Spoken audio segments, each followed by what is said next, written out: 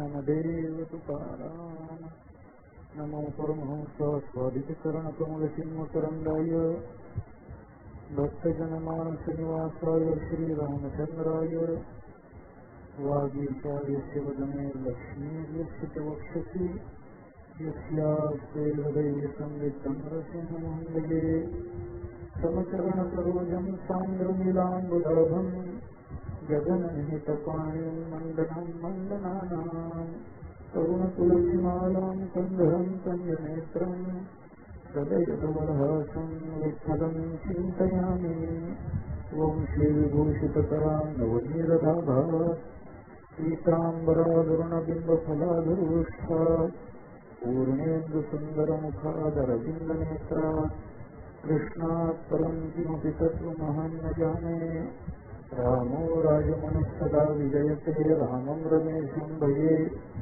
रामेणाभिहतानि चरचमो रामाय तस्मै नमः. रामान्नास्ति परायणं करतरं रामस्य दासोऽस्म्यहम्. रामे चित्तर्यस्तदा भवतु मे भो राम मामुद्धर. मनोजवं मारुततुल्यवेगं जितेन्द्रियं बुद्धिमतां वरिष्ठं स्वातात्मजं वानरयूथमुख्यं श्रीरामदूतं शरणं प्रपद्ये. यदक्षरमणाख्येयम् आनन्दं न केवलं श्रीमन्यवृत्तिनाथ इति ख्यातं दैवतमाश्रये. नमामि सद्गुरुं शान्तं सच्चिदानन्दविग्रहं पूर्णब्रह्मपरानन्दम् ईशम् आनन्दवल्लभम्. नमो सद्गुरो तुकया ज्ञानदीपा नमो सद्गुरो सच्चिदानन्दरूपा नमो सद्गुरु भक्तकल्याणमूर्ति नमो सद्गुरु भास्कर पूर्णकीर्ति. आदिनाथं च मध्येन्द्रं गोरक्षं दैनीं तथा निवृत्तं ज्ञानदेवं च देवं चूडामणिं नमः. अखण्डानन्दरूपाय सर्वज्ञानप्रदायिने भवद्वान्तनिमेषाय गुण्डाक्षगुरवे नमः. हरिं चैव नारायणगुरुं तथा मयिपतिं च गुण्डाख्यं भागवतं गुरुं नमः.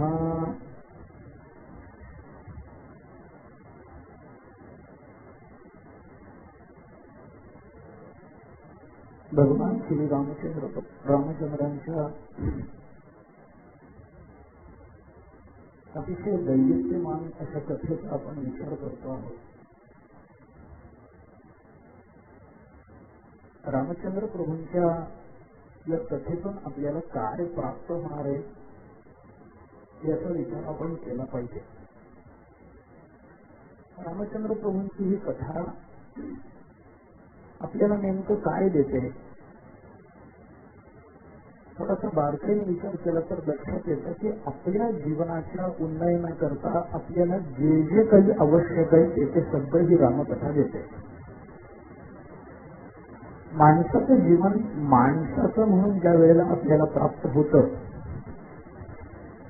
तेव्हा त्या जीवनापासून आपण अधोपतित होऊ नये ही जशी या जीवनाकडून अपेक्षा असते तसंच ते जे जीवन प्राप्त झालेलं आहे ते नुसतंच मानवी राहू नये ही सुद्धा या जीवनाकडून अपेक्षा आहे. माणसाचं जीवन जनावराचं होऊ नये पण माणसाचं जीवन मिळाल्यावर ते नुसतंच माणसाचंही राहू नये.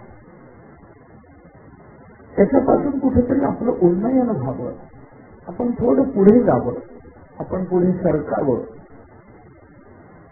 आपल्या संत वाङ्मयाचा जर आपण बारकाईने विचार केला तर आपल्याला थोडं आश्चर्य वाटेल. संतांनी तर मानवी जीवनाकडून अशी अपेक्षा केली की माणसाचं जीवन हे अधोपतित तर होऊ नयेच, माणसाचं जीवन माणसाचंही राहू नये, मग माणसाचं जीवन ब्रह्मरूप व्हावं असं जरी म्हटलं तरी संत म्हणतात माणसाचं जीवन नुसतं ब्रह्मरूपही होऊ नये. मग अपेक्षा काय या जीवनाकडून? माणसाचं जीवन आपल्याला मिळालं ते माणसाचं राहू नये, मग ज्ञान प्राप्त करून घेऊन ते ब्रह्मरूप व्हावं एवढी अपेक्षा नाही, त्याच्याही पुढे जावं. ब्रह्मरूपतेच्या पुढे काय जावं? संतांची आपल्या जीवनाकडून अपेक्षा अशी आहे. तुकाराम महाराजांची, ज्ञानेश्वर महाराजांची, समर्थांची, तुमच्या माझ्याकडून अपेक्षा अशी आहे की आपल्याला जे मानवी जीवन मिळालं ते ब्रह्मरूप तर व्हावंच, पण ब्रह्मरूप झाल्यानंतर सगळ्या जगाला ब्रह्मरूप बनवण्याची तळमळ अंतःकरणामध्ये निर्माण होऊन आपलं जीवन संत जीवन व्हावं. नुसतं ब्रह्मरूप होण्यात तात्पर्य नाही, त्यांच्यासारखं आपल्याला होता आलं पाहिजे. अहो, ब्रह्म होणं हा मानवी जीवनासमोरचा उद्देशच नाही आहे. तुकाराम महाराज होणं हा मानवी जीवनासमोरचा उद्देश आहे. ब्रह्म होणं एवढ्या जीवनाची इथे कर्तव्यता नाही. आपल्याला समर्थन होता आलं पाहिजे, आपल्याला ज्ञानोबा होता आलं पाहिजे, आपल्याला निवृत्तीनाथ महाराज होता आलं. ब्रह्मरूप तर आत्ताही आपण आहोत ना. जीव ब्रह्मरूप आहे हे तर वेदांत बोलतोच आहे. म्हणून आपल्या जीवनाच्या उन्नयनाकरता आपण भगवंताची चरित्र पहा. मी रामावताराचं महत्व एवढ्या करता सांगतो, आपल्याला एवढ्या करता सांगतो. भगवान श्रीकृष्णाचं चरित्र पहा, परशुरामांचं चरित्र पहा, भगवान नरसिंहाचं चरित्र पहा, कूर्म अवतार पहा, वराहावतार पहा, कुठलाही अवतार, मत्स्य अवतार पहा. मत्स्य अवतारापासून ते कृष्ण अवतारापर्यंत ही सगळी भगवत चरित्र जरी आपण पाहिली तरी आपल्याला हे लक्षात येईल की रामावतार हा इतर चरित्रांपेक्षा वेगळा अवतार. काय वेगळेपण आहे रामामध्ये?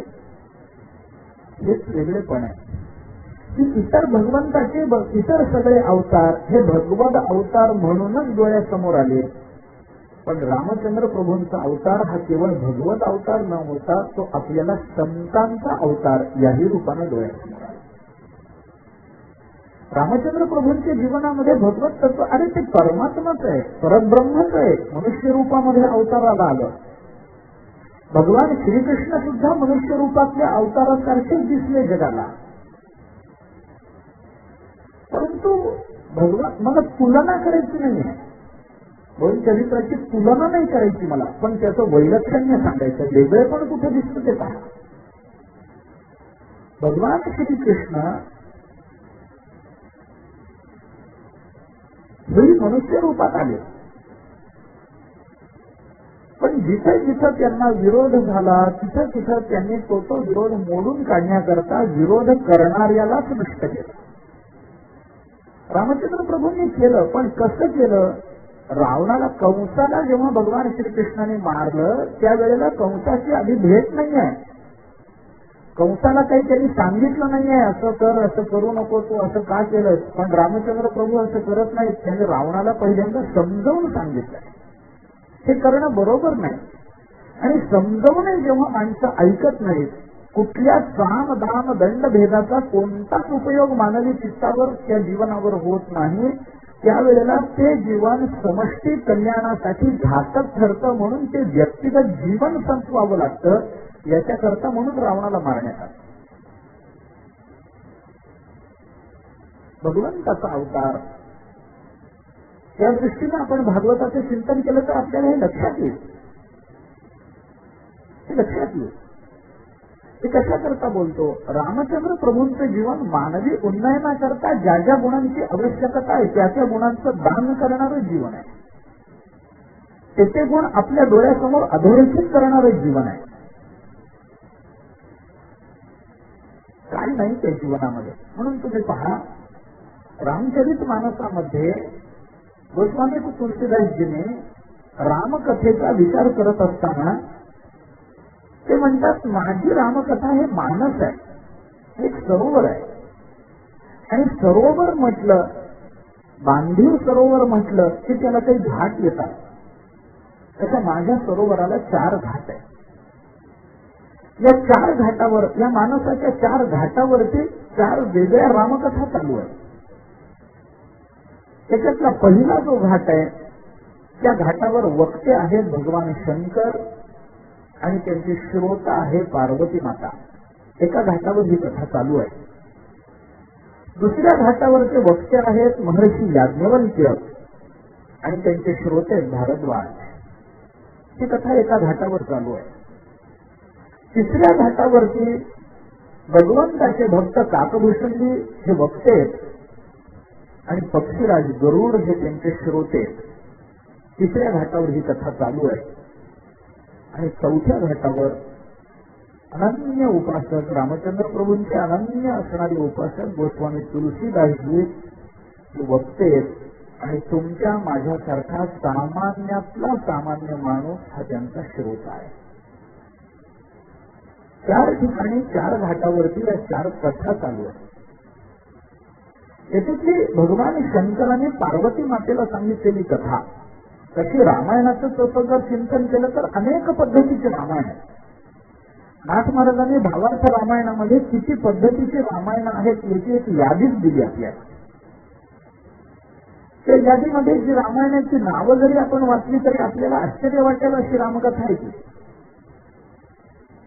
एक शिवरामायण आहे, एक शैव रामायण आहे. आता काय फरक असणार आहे? शिवरामायण आणि शैव रामायण याच्यामध्ये काय फरक असणार आहे?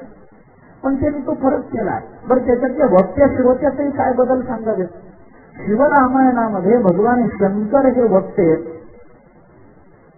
भगवान शंकर हे वक्ते आणि पार्वती माता त्यांची श्रोता आहे, याला म्हणायचं शिवरामायण. आणि भगवान हर हे वक्ते आणि उमा ही त्यांची श्रोता आहे, त्याला म्हणायचं शैव रामायण. काय फरक पडणार आहे? पण फरक इथं आहे, वक्ता कोण आहे, श्रोता कोण आहे. वक्ता तोच असला, श्रोता तोच असला तरी सुद्धा सांगणारा वक्ता ती जी रामकथा सांगतो आहे. गंमत अशी असते बऱ्याच वेळेला की रामकथा एकच असली तरी सुद्धा सांगणाऱ्याच्या अधिकारानुसार त्या कथेमध्ये प्रत्येक वेळेला नूतनत्व येऊ शकतं. पण हे एवढंच मर्यादित नाही आहे. याचा विचार असा आहे की रामकथा ही कथाच मुळात अशी आहे की सांगणारा कोणी जरी असला तरी प्रत्येक वेळेला ती कथाच नवरूप धारण करून येते. ते रामचरित्राचं वैशिष्ट्य मानलं पाहिजे. कथेचं नाविन्य आहे. जसं वक्त्याच्या बुद्धीनं वक्ता त्या कथेतलं नाविन्य शोधून श्रोत्यांसमोर मांडतो, तसं रामकथा ही तितकी वेगळी आहे की ती प्रत्येक वेळेला प्रकट होतानाच नवीन रूप धारण करून येते. वक्ता कसा आहे, श्रोता कसा आहे आणि वक्ता आणि श्रोता या दोघांच्या चिंतनाचा विषय कसा आहे याच्यावरून जर त्या सगळ्या कथेचा भाव आणि मूल्य आपल्याला ठरवायचं असेल तर इथं तिन्ही वेगवेगळं आहे. भगवान शंकर हे ब्रह्मरूप असल्यामुळे कोणतंही रूप तेच आहे. पार्वती ही प्रकृती असल्यामुळे प्रत्येक वेळेला तिचं रूप वेगळं असणारच आहे. आणि रामकथा हीच विलक्षण असल्यामुळे प्रत्येक वेळेला रामचंद्रांची कथा ही वेगळ्या रूपानंच प्रकट होणार आहे. त्यामुळे प्रत्येक वेळेला या कथेचं नाविन्य वेगळं आहे, वैविध्य वेगळं आहे. पहिल्या घाटावरती भगवान शंकर आणि पार्वती माता यांची कथा चालू आहे. या कथेचा विषय काय आहे? रामचंद्र प्रभू हाच विषय. पण भगवान शंकर हे आदिनाथ गुरु आहे. त्यामुळे त्यांनी पार्वतीला ही कथा सांगत असताना या कथेमध्ये भगवंताचं जे परमतत्व, जे ज्ञान स्वरूपत्व आहे त्याच्यावर जोर देऊन ही कथा सांगितली आहे. त्याच्यामुळे या कथेचा विषय आहे ज्ञान. ज्ञान मानवी जीवनामध्ये ज्ञानाला महत्व काय आहे याचा विस्तार मला आता करण्याचं कारण नाही. येशाम न विज्ञान तपोन दानम, परिणाम काय होतो? मनुष्य रूपेण मृगाश्चरंती. ज्याच्याकडे विद्या नाही, ज्याच्याकडे तप नाही, ज्याच्याकडे ज्ञान नाही, मग तो कोण आहे? अरे तो जनावर, माणसाच्या रूपात आलेलं ते जनावर आहे. मनुष्य रूपेण मृगाश्चरंती, रूप माणसाचं आहे पण विद्या नाही, तप नाही, साधना नाही, चिंतन नाही, नामस्मरण नाही. आणि मग बाकीची जनावर माणूस काय फरक राहिला? प्राणी, मनुष्य तर प्राणी आणि मनुष्य याच्यात फक्त आहार निद्रा भय मैत्र म्हणजे याच्यातच त्याचं साधर्म्य मानायचं. ज्ञानाला महत्व आहे. ज्ञानाने परब्रह्म स्वरूपता प्राप्त होते. ज्ञानानं मध्ये येणाऱ्या प्रतिबंधाची निवृत्ती होते. ज्ञान जीवनामध्ये आवश्यक आहे. दुसऱ्या घाटावरती याज्ञवल्क्य आणि भारद्वाज यांची कथा चालू आहे. ही कथा आहे कर्माची कथा. कारण याज्ञवल्क्य हे स्मृतीचे निर्माते. याज्ञवल्क्य स्मृती प्रसिद्ध आहे. स्मृती काय सांगते आपल्याला? कर्म सांगते. कोणतं कर्म कशा पद्धतीने केलं पाहिजे, कर्माचे हेतू काय असले पाहिजेत कारण कर्म करताना कर्म कोणत्या रूपात प्रकट होतं याच्यापेक्षा ते कर्म करण्याच्या मागे भाव काय असतो याला जास्त महत्व आहे. कर्म आपण सगळेच करतो. एकच अन्न एका पंक्तीमध्ये बसून अनेक माणसं खात असतात. सगळ्यांना समान अन्न वाढलं जातं, पण काही जणांना त्याच्याने तृप्ती होती, काही जण अतृप्तच राहतात. एकच क्रिया दोन माणसं करतात, पण एकाला त्याच्यात यश मिळतं, एकाला मिळत नाही. ज्ञानेश्वर महाराजांनी याच्याकरता दिलेलं उदाहरण फार सुंदर आहे. ज्ञानेश्वर महाराज म्हणतात, पतिपुत्राचे अलिंगी एकची ते तरुणांगी, तरी पुत्रभावाच्या अंगी जरी हे काम ज्ञानोबा म्हणतात. हेच उदाहरण आपल्याला योगवासिष्ठात बघायला मिळतं. मनस्कृतम कृतम रामन शरीरम कृतम कृतम येनैवा लिंगिता कांता तेनैवा लिंगिता सुता. एक उदाहरण आहे. एक स्त्री आपल्या पुत्रालाही आलिंगन देते आणि ती स्त्री आपल्या पतीलाही आलिंगन देते. आलिंगन देण्याची तिची क्रिया एकच आहे की नाही? पुत्रालाही आलिंगनच आहे, पतीलाही आलिंगनच आहे. आलिंगन देण्याची क्रिया जरी एक असली तरी आलिंगनाचा परिणाम वेगळा की नाही? पतीला दिलेलं आलिंगन हे समर्पण भावातून प्रकट झालेलं आहे आणि पुत्राला दिलेलं आलिंगन वात्सल्य भावातून प्रकट झालेलं आहे. समर्पण आणि वात्सल्य या दोन भाव जर वेगळे असतील तर त्या आलिंगन या क्रियेचा परिणाम दोन रूपानं होणार आहे. कारण एका आलिंगनाच्या मागे समर्पणाचा भाव आहे, दुसऱ्या आलिंगनाच्या मागे वात्सल्याचा भाव आहे. वात्सल्यातून निर्माण होणारं कर्म वेगळं फल देतं आणि समर्पणातून निर्माण होणारं कर्म वेगळं फल देतं. आम्ही कर्म करतो, पण कर्माच्या मागचा आमचा भाव काय? नुसतंच कर्म करत राहणं ही तांत्रिकता आहे, याच्यामध्ये तत्वज्ञान काही नाही. हे असं आहे, आपण तसं करायचं. मी अनेक वेळेला उदाहरण सांगतो. केवळ मागून चालत आलं म्हणून लोक जर ते कर्म करत असतील तर ती तांत्रिकता झाली कर्म. हे उदाहरण खूप वेळेला दिलेलं आहे, पुन्हा देतो. भाद्रपदामध्ये ज्या गौरी येतात त्या 3 दिवसाच्या असतात. नक्षत्रावर त्यांचं येणं असतं, नक्षत्रावर त्यांचं जेवणं असतं, नक्षत्रावर त्यांचं जाणं असतं. ते नक्षत्र उलटून गेलं नंतर काही उपयोग नसतो. बऱ्याच वेळेला असं होतं की त्या गौरी ज्या वेळेला येतात, लक्ष्म्या ज्या वेळेला बसतात तेव्हा घरामध्ये काहीतरी सोयर सुटत असतं, होत नाही, पूजा होत नाही. मग त्याच्यावर मार्ग काय काढला? काही नाही, नवरात्रात 1 दिवस करा असा मार्ग धर्मशास्त्रात नाही. हे कुणी काढलंय माहिती नाही, पण ही रीती पडली आता. नवरात्रात 1 दिवस करा. अरे नवरात्रात ते नक्षत्र जर येत नाही तर त्या येतात नक्षत्रावर, नक्षत्राला महत्व आहे. नवरात्रात ते नक्षत्र येत नाही तर त्यांना आणून ते पुतळे बसवण्यात काय अर्थ आहे? नुसता कोथळा मांडायचा, मुखवटे ठेवायचे आणि आम्ही त्या वेळेला करतो तशी पूजा केली, नवरात्रात चालतं. कुणी सांगितलंय? कुणी सांगितलं नवरात्रात चालतं? पण आपलं मानसिक समाधान होणार असेल करा, ठीक आहे, प्रश्न नाही त्याचा. करू नये असं म्हणणं नाहीये, पण ते करण्यात हेतू नाही येतो. नक्षत्रावरती येतात, 1 दिवस येतात, 1 दिवस जेवतात आणि 3ऱ्या दिवशी जातात, म्हणजे जेवायलाच येतात. दुसरं काय? मला सांगा, महालक्ष्म्यामध्ये सगळ्यात जास्त महत्व कुठल्या दिवशी आहे का नाही? फक्त तेवढ्यालाच ना. बाई सकाळी 4 वाजता उठून त्या 16 भाज्या 16 चटण्या करते. तिचे कष्ट आहे, तिची श्रद्धा आहे. इतर कोणत्याही सणाला घरातल्या स्त्रीला तेवढा उत्साह नसतो जेवढ्या गौरीच्या स्वयंपाकाला तिला उत्साह असतो. खूप मनापासून, खूप प्रेमानं, खूप श्रद्धेनं तो नैवेद्य ती बनवते. 1 ताट पुरत नाही. चटणीचं 1 ताट, भाज्यांचं 1 ताट आणि इतर पदार्थांचं 1 ताट, असं 3 ताटाचं मिळून 1 ताट होतं आणि ती विचारून एकटी तेवढं जेवते नाही. आता जेवणारी बाईच आहे, कुणी कोणाला बोलावं?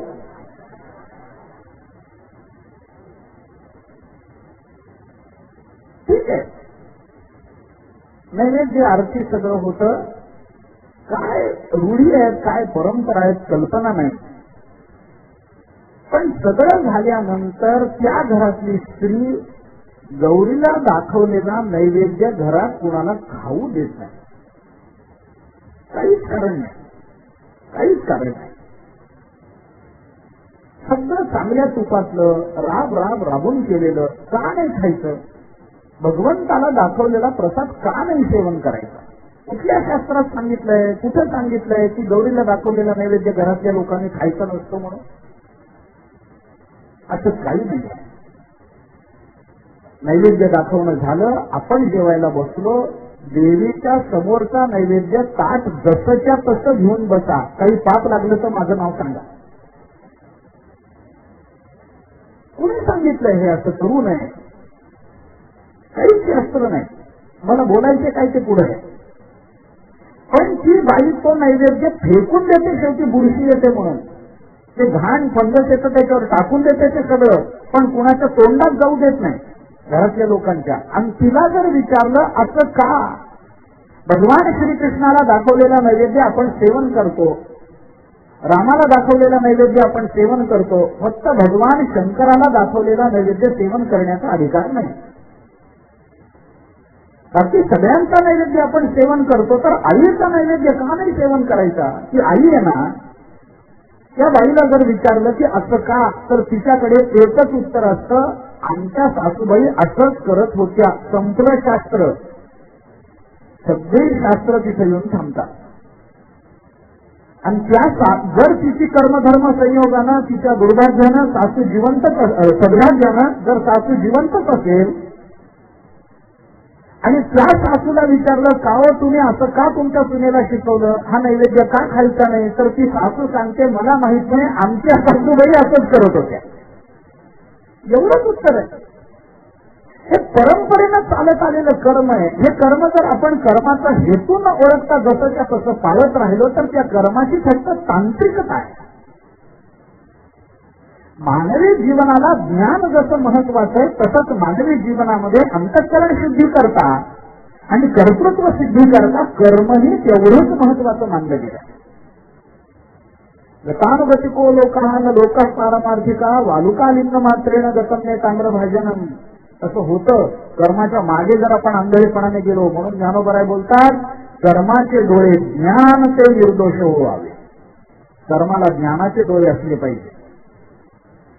कर्म शास्त्र सिद्ध मार्गाने झालं पाहिजे. शास्त्र आम्हाला कर्म सांगतं, याज्ञवल्क्य आम्हाला कर्म सांगतात. याज्ञवल्क्य स्मृतीचे निर्माते. त्यामुळे याज्ञवल्क्यांनी भारद्वाजाला दुसऱ्या घाटावरती सांगितलेली ही कथा, या कथेमध्ये जर कशाला अधोरेखित केला असेल तर रामचंद्र प्रभूंच्या कर्मावर तिथे जोर दिला. कर्म, रामचंद्र प्रभू कसे वागतात, काय कर्म करतात. मोठ्यांची कर्म आपण पाहिली पाहिजेत. यज्ञ आचरति श्रेष्ठः तत्तद्देवे करो जनः स यत् प्रमाणम कुरुते लोकस्तदनु वर्तते.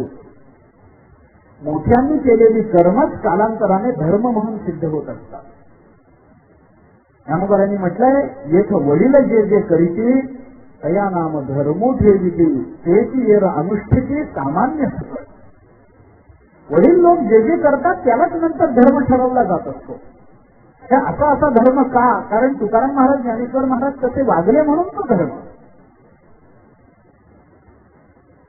वडील जे जे करीती तया नाम धर्म ठेवी, त्यालाच समाज धर्म म्हणत असतो. समाज कधीही धर्माची चिकित्सा करत नाही, लक्षात ठेवा. समाज कधीही हा धर्म आहे का नाही याची मीमांसा करायला ग्रंथ उघडून बघत नसतो. तेवढी तसदी कोणी घेत नसतं. मग हा धर्म योग्य का अयोग्य हे कसं ठरवायचं? समाज आंधळेपणानं काही वेळेला स्वीकारतो. तो म्हणतो अरे ते मोठ्यांनी केलंय ना तसं करा, त्यांनी केलंय त्यांना काही झालं नाही, आपण केलं तर आपल्याला काय होतं. आणि म्हणून नेहमी सत्कर्माची जबाबदारी ही मोठ्यांवर असते. कारण मोठ्यांनी सत्कर्म नाही केली तर मागचे चुकतात आणि मागचं चुकलेल्यांचं जे पाप असतं ते मोठ्यांकडे येतं. सत्कर्म करण्याची जबाबदारी मोठ्या. आपण चांगले वागलो तरच घरात मुलं चांगली वागतील की नाही. आपणच जर दारू प्यायला लागलो तर मुलं दारू पितील, नवल काय. आपण व्यसन करायला लागलो, तंबाखू गुटखा खायला लागलो, मागची मुलं तेच करतील, नवल काय. नवल काय? मुलांसमोरचा आपला आदर्श चांगला पाहिजे तर मुलं त्याला धर्म म्हणतील. आमचे वडील धार्मिक होते. कशावरून? अहो कधी कोणाच्या भानगडीत पडले नाही. दिवस छान पैकी देवपूजा करायचे, संध्याकाळी घरी भजन करायचे, दिवसभर ऑफिसमध्ये काम करायचे. कधी कोणाची तक्रार नाही त्यांच्याबद्दल, कधी पैसे खाल्ल्याचा आरोप नाही त्यांच्याबद्दल. इतकं शुद्ध जीवन असलं की मुलं म्हणतात आमचे वडील धार्मिक होते. त्या वडिलांच्या त्या जीवनाला धर्म का ठरवला गेला? कारण त्याच्यामध्ये अयोग्य काही नाही म्हणून तो धर्म ठरवला गेला. लक्षात ठेवा, माणसाच्या जीवनामध्ये कर्मालाही तेच महत्वाचं स्थान आहे. कर्माची गती काय असते काय नाही याची चिकित्सा आत्ता मला करण्याचं कारण नाही आहे, काही कारण नाही.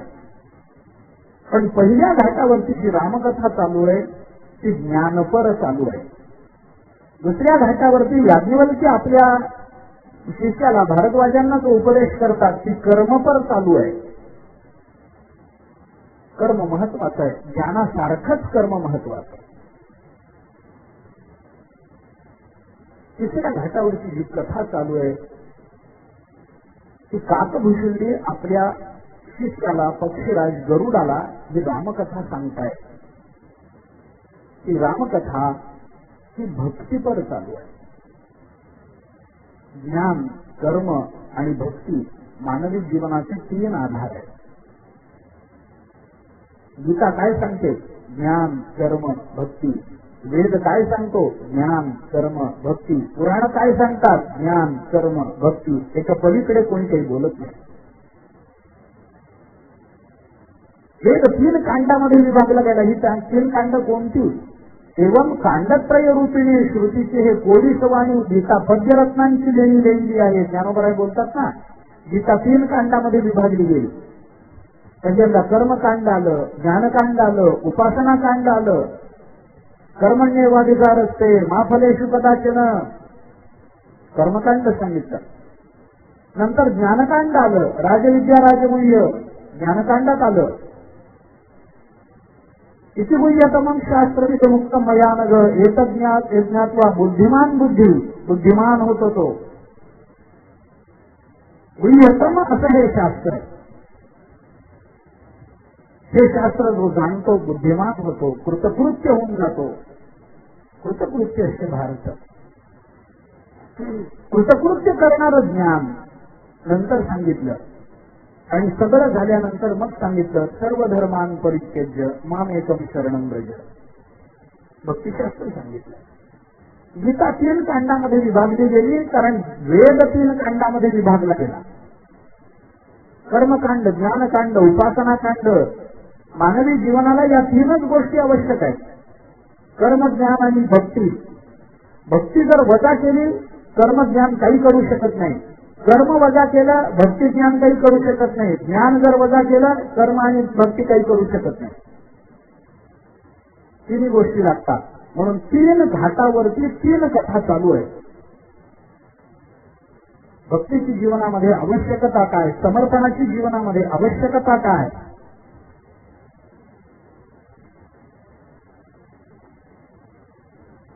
भक्ती नसेल जीवन धन्य नाही.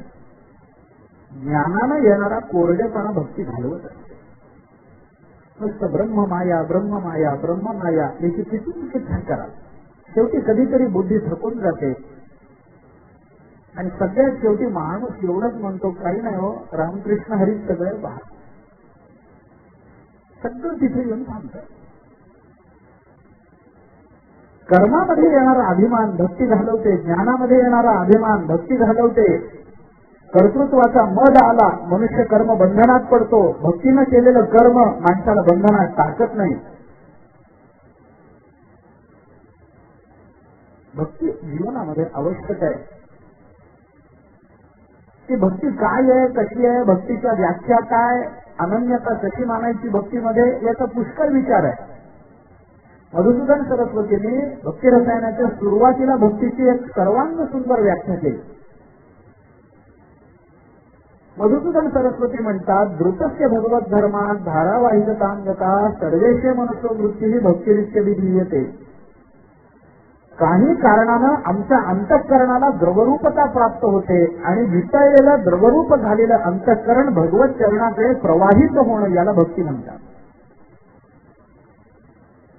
अंतःकरण वितळण्याचे अनेक प्रसंग आहेत जीवनामध्ये आणि ही संगती लावून जर आपण आपल्या जीवनाकडे अंतर्मुखून बघितलं तर भगवान आपल्याला दुःख का देतात याचे चिंतन आपल्याला कळतं. दुःखाने मनुष्य तापतो, त्याला तप्तता येते आणि तापला की अंतःकरण वितळतं. म्हणून मधुसूदन सरस्वतीने अंतःकरणाला लाखेची उपमा दिली. लाख असते की नाही, लाख. लाख म्हणजे पैशाचे लाख नाही. लाख काय आपण राळ म्हणतो, लाख म्हणतो, काही लाखेचे पदार्थ मिळतात, लाखेचे दागिने मिळतात ना, ती लाख. ती कडक असते, दगडासारखी असते, पण तिला जर कधी एखाद्या भांड्यामध्ये ठेवून तापवलं तर ती वितळते. लाख वितळली की लाखेमध्ये एक रंग टाकला जातो आणि तो रंग एकदा त्या लाखेमध्ये पडला की पुन्हा तो रंग त्या लाखेतून काढता येत नाही. मग पुन्हा ती लाख वितळवली, पुन्हा रंग काढण्याचा प्रयत्न केला, जमत नाही. लाखेला एकदा रंग लागला. तसं आमचं चित्त लाखेसारखं आहे, अंतःकरण लाखेसारखं आहे. जीवनामध्ये दुःख येतात, दुःखाने आपलं अंतःकरण तापतं, तप्त होतं. तपानं आपलं जीवन, आपलं अंतःकरण तप्त होतं, तप झालं. दुःखाचे काही प्रसंग आले संसारामध्ये. तुकाराम महाराजांनी म्हटलं ना, संसाराच्या तापे तापलो मी देवा. मी तापलो हे शब्द आहे. कशाने तापलो? संसाराचा तापच असायची, मी तापलो. मग तापल्यानंतर काय झालं? माझं अंतःकरण वितळलं. तापलेल्या अंतःकरण वितळतं. मधुसूदन सरस्वती म्हणतात लाखेसारखं. आणि वितळलेला द्रवरूप असणारा कोणताही प्रवाह, कोणताही पदार्थ हा प्रवाहित होत असतो. द्रवरूप पदार्थ एका जागी पडला, दगड आपण एका जागी ठेवला तिथेच राहील, पण पाणी जर ओतलं तर त्याला प्रवाहित होईल. ते एका जागी थांबणार नाही. जिकडे उतार असतो तिकडे ते प्रवाहित होईल. खालारा धावेल पाणी, बरोबर आहे बोलतात. जिथं खालारा उतार आहे तिकडे पाणी धावतं. तसं आपलं अंतःकरण एकदा वितळलं की ते उताराकडे धावतं. मग काय केलं पाहिजे? धारावाहिक अंगता, धारावाही झालं पाहिजे. तर धारावाही व्हावं, कुठे व्हावं? भगवत चरणाकडे व्हावं. धारा दोन प्रकारची भक्तिशास्त्रात, एक तैलधारा आणि दुसरी जलधारा. पाण्याची धार धरली तरी धारच आहे आणि तेलाची धार धरली तरी धारच आहे. पण पाण्याची धार धरली की नंतर ती तुटक होत जाते. तेलाची धार धरली की ती अखंड पडत राहते. का अखंड पडते? कारण तेलामध्ये स्नेह आहे, चिकटपणा आहे, त्यामुळे ती अखंड पडते. तसं अंतःकरणामध्ये स्नेह घेऊन ती धारा अखंडित, तेला तैल धारावत भगवत भक्ती झाली पाहिजे. स्नेह असला पाहिजे, चिकटपणा असला पाहिजे. थोडे दिवस ज्ञानेश्वरी वाचली, सोडून दिली, पुन्हा आठवण आली, पुन्हा वाचली, 2 दिवस देवळात गेला, सोडून दिलं, पुन्हा कधीतरी आठवण झाली, पुन्हा गेला. नाही, सातत्य. ती तैलधारा जशी सतत पडते, तेल संपेपर्यंत पडते. संपत आलं म्हणून तुटक होत नाही तेल, ती तैलधारा. तसं धारावाहिक आमचं चित्त झालं पाहिजे. ते भगवत चरणाकडे प्रवाहित झालं पाहिजे. मग एकदा त्या भगवत चरणाचा रंग आपल्या अंतःकरण रूपी वितळलेल्या लाखेत मिसळला की मग ते अंतःकरण त्या परमात्मा रंगाला सोडायला तयार होत नाही. याला भक्ती असं म्हणतात. ही भक्तीची व्याख्या मधुसूदन सरस्वतीने केली. ऐका, गंमत म्हणून जर अगदी श्लेषानच जर सांगायचं झालं तर वितळलेल्या अंतःकरणाला एकच रंग द्या, दुसरे रंग देऊ नका. लाल रंग, तांबडा रंग, निळा रंग, जांभळा रंग, आज कोणता आहे मला माहित नाही, पण हे वेगवेगळे रंग या वितळलेल्या अंतःकरणाला देऊ नका.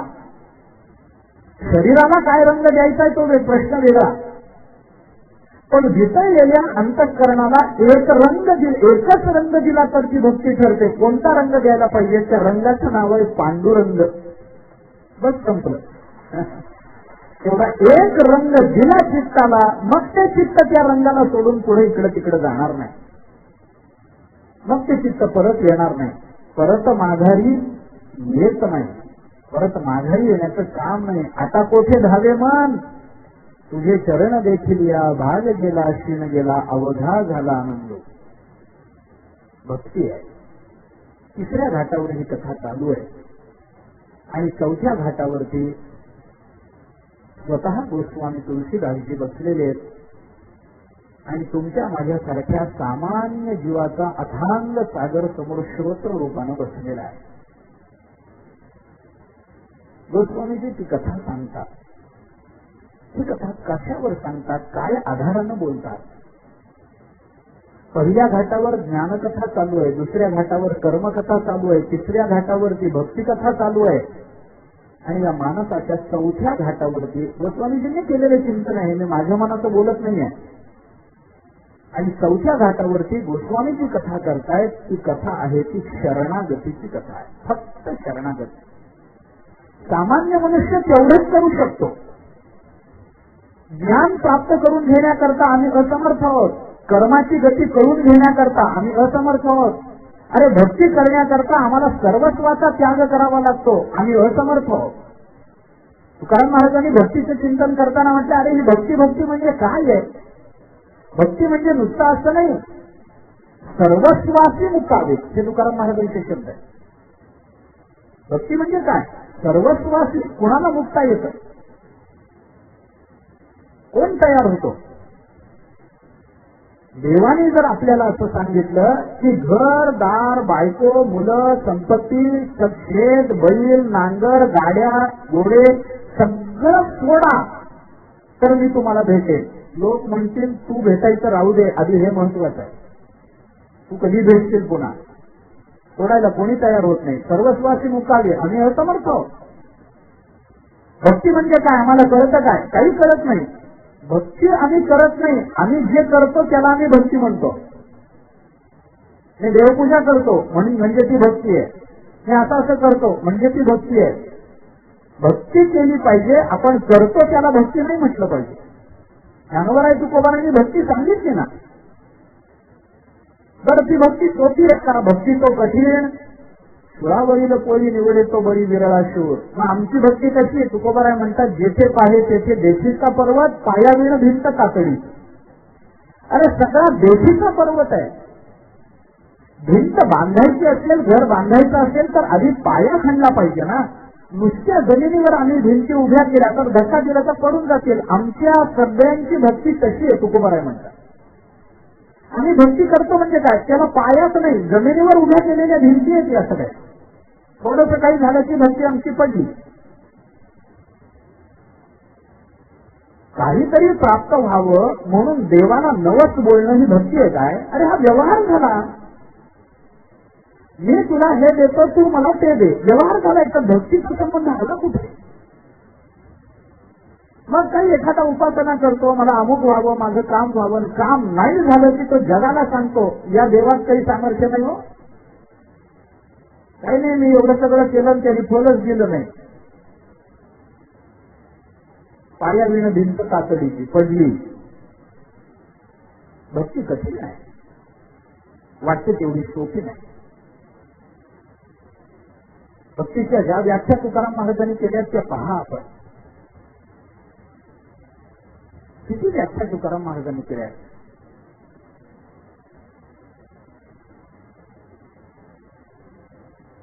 हेची थोडं भक्ती आवडती देवा. काय व्याख्या? कोणती भक्ती? हेची म्हटलं ना, मग हेची म्हणजे कोणती भक्ती? संकल्पावी माया संसाराची, हेची थोडं भक्ती. त्यांना थोडं भक्ती म्हणा. संसाराबद्दलचं ममत्व दूर करणं हीच भगवंताची भक्ती आहे. कारण चित्ताला आलंबन लागतं आणि प्रपंच हे आलंबन जर दिलं तर ते चित्त प्रपंचासक्त होतं, परमात्मा चरणाकडे धावणार नाही. मग प्रपंच सोडा, मग आपोआप ते परमात्मा त्या चरणाकडे आलंबन म्हणून त्याचा स्वीकार करून तिकडे धावले. भक्ती ठेविले अनंत तैसेची राहावे, चित्ती असू द्यावे समाधान, हीच भक्ती. देवाने ज्या अवस्थेमध्ये ठेवलंय त्या अवस्थेमध्ये आनंद मानणं भक्तीच आहे. वाहिल्या उद्वेग दुःखाची केवळ भोगण्याचे फळ संचिताचे हे समजून घेणं भक्ती. तुका म्हणे घालू तयावरी भार, भक्ती. वाहू हा संसार देवा पायी, भक्तीच आहे. या सगळ्याला मिळून तुकाराम महाराज म्हणतात हे अशी थोर भक्ती. थोर भक्ती म्हणजे हीच आहे, दुसरीकडे जाऊच नका तुम्ही. चिंतन करून पहा. आपण सोपी आहे का? नाही. मग माणसाच्या हातात काय? अर्जुनाला सगळं सांगितलं भगवंतांनी आणि शेवटी एक उपाय सांगितला, अर्जुना बाकीचा विचार करू नको, तमेव शरणं गच्छ सर्व भावेन भारत तत्प्रसादात पराम शांती स्थानम प्राप्तसी शाश्वतम. त्याला शरण जा. कोण आहे तो? विचार करू नको. सर्व धर्मान परित्यज्य महाम एकम शरणं व्रज. मला शरण जा, मला शरण जा. का? ज्ञानोबरांनी त्याच्यावर भाष्य करताना सगळ्याच गोष्टीचे खुलासे एका टोळीत करून टाकले. ज्ञानोबरांचं बोलणं फार खोल आहे, फार खोल. ज्ञानोबराय बोलतात शरण जाणं म्हणजे काय असतं? अहम वाचा चित्त अंग देवोनिया शरणरीग महोदधिका गांग रिगाले जायचे. संपलं.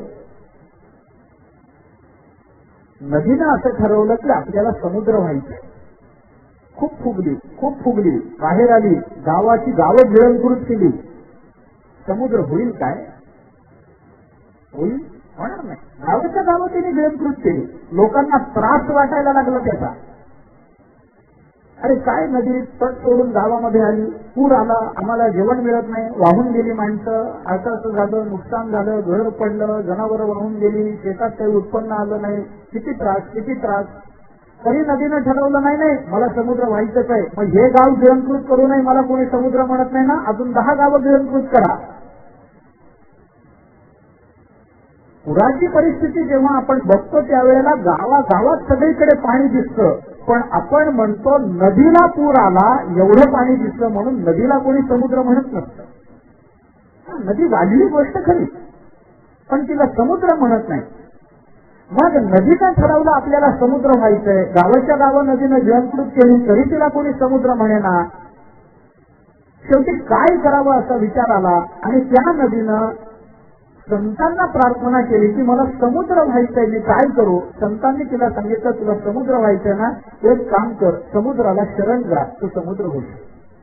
स्वतः वाढायचा प्रयत्न करू नको. प्रवाहित होणं हा तुझा धर्म आहे ना, मग तोच प्रवाह घेऊन जा ना समुद्राकडे. समुद्राला शरण जा, तू समुद्र होईल. आम्ही किती जरी फुगलो तरी आम्हाला ब्रह्मरूपता नाही. मग काय केलं पाहिजे? काही नाही, ब्रह्मरूप असणाऱ्या परमतत्वाला आम्ही शरण गेलं पाहिजे. ही प्रपत्तीची कथा गोस्वामीजी आपल्याला सांगतात. हा सगळ्यात सोपा मार्ग आहे. ज्ञान कठीण, कर्म कठीण, भक्ती कठीण, योग कठीण, काय करायचं? काही नाही, शरणागती स्वीकारा. तुकाराम महाराज तर म्हणतात अरे काहीच करू नका, नुसतं तुम्ही शरणागती स्वीकारा, म्हणजे देवाजवळ जाऊन देवाच्या पाया पडा, एवढंही करू नका. एक काम करा, बसल्या जागी मी देवाचा दास आहे एवढं म्हणायला शिका. झाली शरणागती तुम्ही. किती सोपं बोलायचं, अजून किती सोपी साधनं सांगायची अजून संतांनी. काही करू नका. मी भगवंताचा दास आहे, मी पांडुरंगाचा दास आहे, माझं काय हो, मी देवाचा दास. नारदांना वालाकोळ्याने अडवून विचारलं कोण तू? मी कोण मला माहित नाही, मी देवाचा दास आहे एवढं मला माहित. परिणाम काय झाले आपण पहा. ज्ञानेश्वर महाराज इतके मोठे, पण ते नेहमी स्वतःला निवृत्ती दास म्हणून घेतात. काय भावना असेल, काय समर्पण असेल. अरे सगळ्या जगाने ज्यांच्या चरणाच्या कणाचा दास व्हावा इतकी योग्यता ज्ञानोबरांची. सगळ्या जगाने त्यांच्या पायाला लागलेल्या मातीच्या धुळीच्या एक कण घेऊन त्या कणाचा आम्ही दास व्हावं इतकी ज्ञानोबरांची योग्यता. पण ज्ञानोबराय म्हणतात नाही, ही योग्य नाही. मग मी कोण आहे? अरे मी निवृत्तीनाथ महाराजांचा दास आहे. दास्यत्वाचं हे सामर्थ्य आहे. शरणागती, प्रपत्ती, प्रपन्नता हे सगळे शब्द समानार्थी आहे.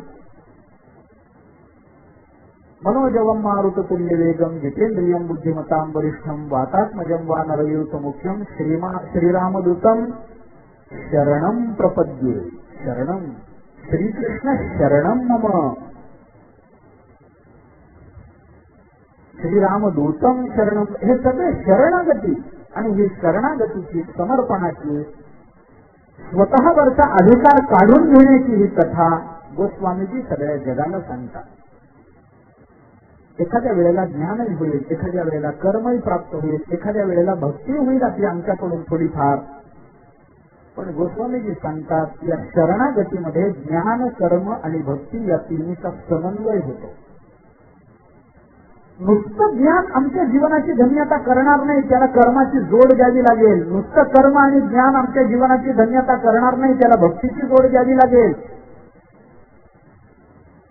आणि या तिन्हीचा समन्वयच आमच्या जीवनाची धन्यता करू शकतो.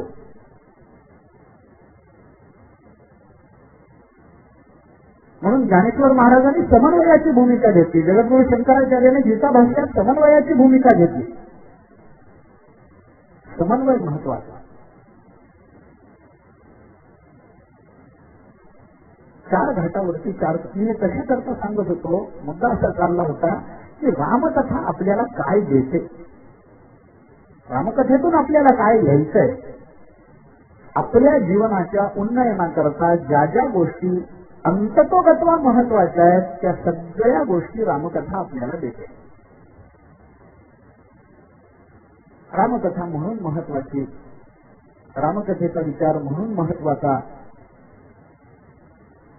रामचंद्र प्रभूंचा विवाह झाला. आपली कथा काल इथपर्यंत आली होती. विवाह झाला. रामचंद्र प्रभूंनी सीता मातोश्रींना वरलं. लक्ष्मणाला दुसरी कन्या दिली गेली जनकांची, तिचं नाव उर्मिला. जनक राजांचे एक भाऊ होते कुशध्वज नावाचे राजे. त्यांना 2 मुली होत्या, मांडवी आणि श्रुतकीर्ती. त्याच्यातली मांडवी भरताला दिली गेली, श्रुतकीर्ती ही शत्रुघ्नाला दिली गेली. आनंद झाला. सगळ्या जगामध्ये आनंद निर्माण झाला. प्रकृती आणि पुरुषाचं संमिलन झालं. अतिशय आनंद, सगळे विधी पार पडले. आणि काही दिवस जनक नगरीमध्ये वास्तव्य केल्यानंतर जनकांनी यांना जायची परवानगी दिली.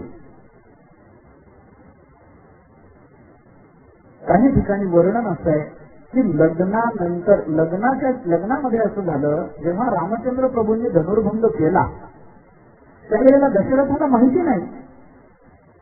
हार घातला गेला बरोबर आहे, पण माहिती नाही. मग जनकाने, आता 2 ठिकाणी 2 वेगळ्या कथा आहेत. जनकांनी मग निरोप पाठवला, दशरथांना वगैरे बोलून घेतलं आणि रामाचं लग्न होणार आहे हे कळल्यानंतर सगळी अयोध्या तिथे आली. जनकनगरीमध्ये सगळी अयोध्या आली. सगळ्या अयोध्येचा पाहुणचार जनकराजांनी केला. विवाह झाला.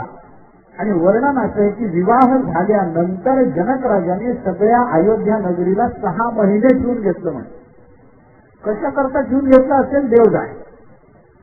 कशा करता झालं लग्न, घ्या मुलगी, निघा. कार्यालयाचे लोक थांबू देत नाही.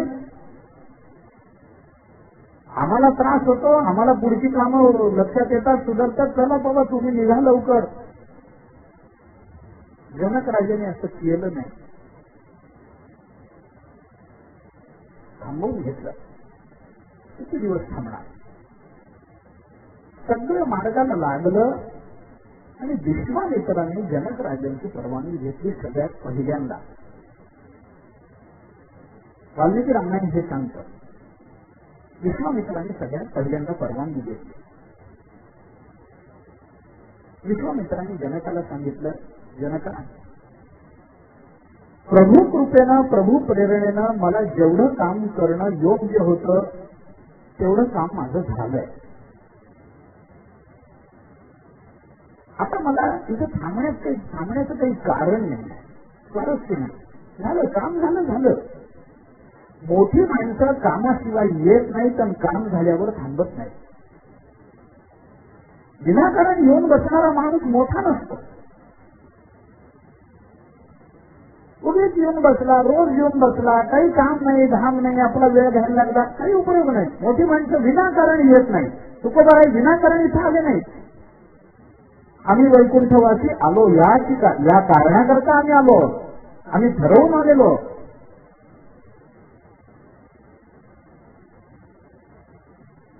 महाराज म्हणायचे,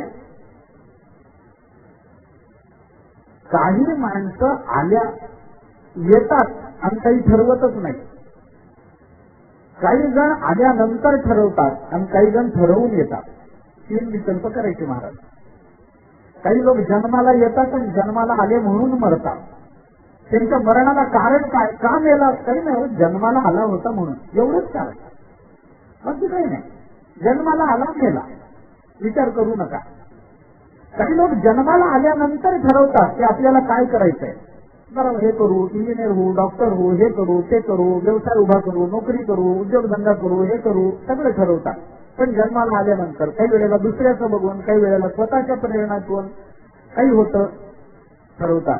पण काही लोक असे असतात की ते ठरवूनच येतात, आल्यानंतर ठरवत नाही. महाराज उदाहरण द्यायचे, एक कलेक्टर जेव्हा बदलून दुसऱ्या जिल्ह्याच्या ठिकाणी जातो तेव्हा तिथं गेल्यानंतर तो म्हणतो का, बाबा मला राहायला घर मिळेल का, मला नोकरी मिळेल का, कुणीतरी मला काहीतरी मदत करेल का, मी कुठं राहू, काय खाऊ, मला पैसा कसा मिळेल. कलेक्टर म्हणेल नाही, तो ठरवून आलाय, आपलं काम काय. लोक त्याची वाट बघत बसले, साहेब कधी येतील, माझ्या अर्जावर सही करतील. तो विचारत नाही मी इथं काय करू. तसे संत महात्मे हे ठरवून येतात, मोठी माणसं ठरवून येतात, आपल्याला काय करायचंय, हे करायचंय.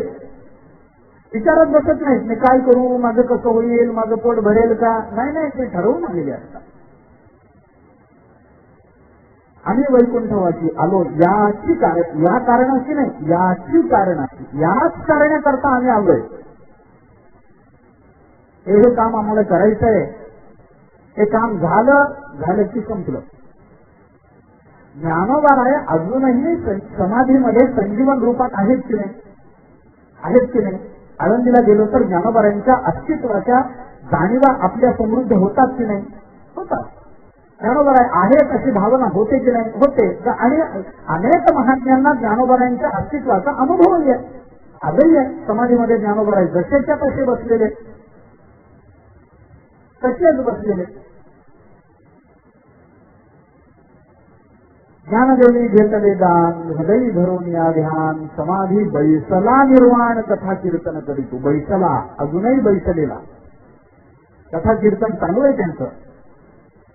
समाधीमध्ये ज्ञानोबा आहेत. त्या ज्ञानोबारायांना समाधीत जर 700 वर्ष बसून राहता येतं तर बाहेर दिसले नसते काय 700 वर्ष, अवघड होतं काय. पण थांबले नाही, काम झालं ना, त्यांना दारं लावून घ्या, तर संपलं. जगताच्या मनामध्ये, जीवाच्या, आपल्या जीवनाच्या संबंधामध्ये निर्माण होणाऱ्या कोणत्याही समस्येचं उत्तर देणारा ग्रंथ तुमच्या हातात दिलाय ना, आता माझी आवश्यकता नाही.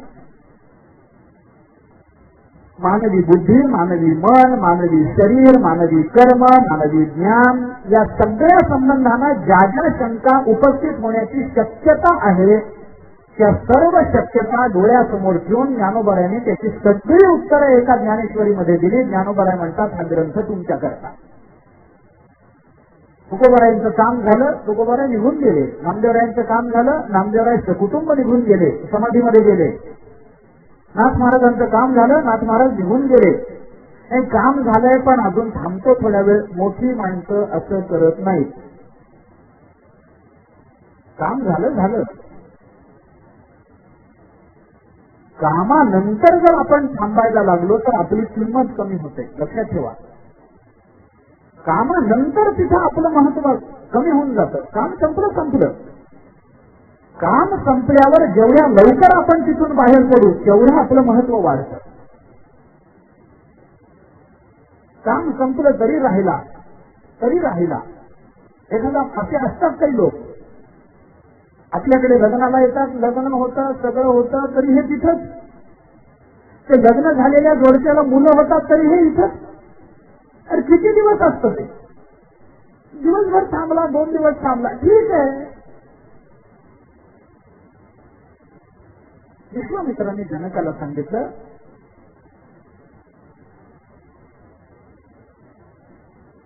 सगळं शिक्षण घेतलेल्या रामचंद्र प्रभूंना अयोध्येच्या बाहेर काढणं, ताटिका सुबाहू यांच्या वधानं त्यांच्या सामर्थ्याचा परिचय ऋषीमुनींना आणि इतरांना करून देणं, तिकडून रामचंद्र प्रभूंना इथं आणणं, सीतेचा आणि रामाचा विवाह करून देणं एवढीच प्रभू प्रेरणा मला होती. तेवढं माझं काम झालंय. मी निघालो रामचंद्र प्रभूंना शिकवणं. शस्त्रविद्या, अस्त्रविद्या, वेदांत, शास्त्र हे शिकवणं माझं काम होतं. तेवढं माझं काम झालं.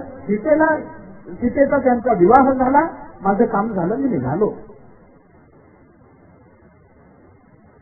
विश्वामित्र बाहेर पडतात. विश्वामित्राचं चरित्र अलौकिक चरित्र आहे. मला चरित्र आता सांगायचं नाही. हे चरित्र रामचंद्र प्रभूंना जनकनगरीमध्ये आल्याबरोबर सांगितलं गेलं. मग ते विस्तारानं वाल्मिकी रामायणामध्ये हे चरित्र आलंय. पण या चरित्राचा एकंदर परामर्श घेताना आपल्याला इतकंच म्हणता येईल आता की विश्वामित्र म्हणजे प्रयत्न, विश्वामित्र म्हणजे चिकाटी, विश्वामित्र म्हणजे सातत्य, विश्वामित्र म्हणजे साहस, विश्वामित्र म्हणजे त्याग. या सगळ्यांचं प्रतीक जर काही असेल तर ते विश्वामित्र आहे. अरे स्वतंत्र सृष्टी रचण्याचा अधिकार, सामर्थ्य. एखाद्या वेळेला एखाद्या ठिकाणी आपला अपमान झाला तर आपल्याला वाईट वाटतं. एखाद्या ऑफिसमध्ये आपण गेलो, तिथं आपल्याला सांगितलं चला निघायचं, तुम्ही निघायचं काय म्हणून चालात, काही किंमत नाही, चला बाहेर व्हा म्हणून आपल्याला हकलून दिलं. कुठं आपण एक नोकरी करता अर्ज घ्यायला करून येऊन गेलो एखाद्या कारखान्यामध्ये, बाबा एवढी नोकरी मला द्या, मालकाने हकलून दिलं. तिथे काय नोकरी रस्त्यावर पडली काय, चल बाहेर हो. रोज येतं कुठेतरी कोणीतरी नोकरी मागतं, आम्ही काय तेवढ्या करता आहोत, आम्ही काय तुमच्याकरता पैसे कमावतो, हकलून द्या रे याला. हकलून दिलं. एखादा मनुष्य निराश होतो, दुसरीकडे प्रयत्न करतो. पण एखाद्याचं असं असतं, तो म्हणतो तुम्ही मला हकलून देता, नाही उद्या तुमच्यापेक्षा मोठा कारखाना तुमच्या बाजूला उभा केला तर माझं नाव बदलून द्या. विश्वामित्र या वृत्तीचे. स्वतंत्र सृष्टी आम्ही रचू, ज्ञानोबांनी त्याचं चिंतन केलंय. आम्ही स्वतंत्र सृष्टी रचू.